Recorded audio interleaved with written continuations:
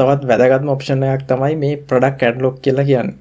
මේකෙදි ඔයාලට පුළුවන් හරියට ඔන්ලයින් ස්ටෝර් එකක් වගේ ඔයාගේ බිස්නස් එකේ තියෙන ප්‍රොඩක්ට්ස් ටික මේකේ කැටලොග් එකක් හදලා ලිස්ට් කරලා තියන්න.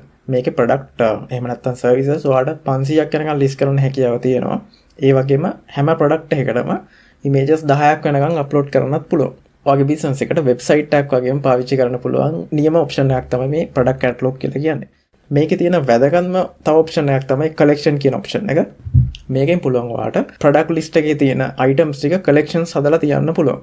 උදාහරණයක් හැටියට ගත්තොත් එහෙම ඔයා අපි තුමු ෆර්නිචර් බිස්නස් එකක් කරන කෙනෙක් කියලා. එතකොට කස්ටමර් කෙනෙක් ඔයාගෙන් ඇහුවොත් එහෙම ඔෆිස් වලට තියෙන ෆර්නිචර් මට ලිස්ට් එකක් එවන්න කියලා.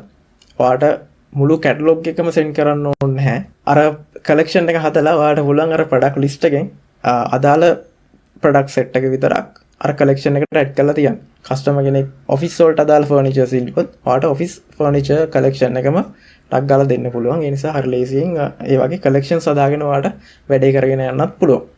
මේකෙදි තව දෙයක් තමයි මේ වෙද්දි අපි රටට සපෝට් කරන්නේ ඕඩර් රික්වෙස්ට් කියන ඔප්ෂන් එකත් එක්ක තමයි කැටලොග් එක. කැටලොග් එක සෙන්ඩ් කරාට පස්සේ කස්ටමර්ට පුළුවන් ඒක හරහා ඕඩර් එකක් ප්ලේස් කරන්න. ඊට පස්සේ කස්ටමර්ත් එක්ක කතා බහ කරගෙන ඉතුරු ඇක්ෂන්ස් වලට යන්න පුළුවන්. සමහරක් රටවල් වලට තියෙනවා මේක shopping cart එකක් විදිහටම බටන් එක ප්ලේස් වෙලා. එතකොට පුළුවන් ඒක හරහාම ගිහිල්ලා පේමන්ට් එකක් උනත් කරන්න හැකියාව තියෙනවා. ගොඩක් අයට තියෙන ප්‍රශ්නයක් තමයි ප්‍රොඩක්ට් කැටලොග් එක ක්‍රියේට් කරද්දී ප්‍රොඩක්ට් ප්‍රයිස් එක දාන්න ෆීල්ඩ් එකක් නැහැ නේ කියන එක.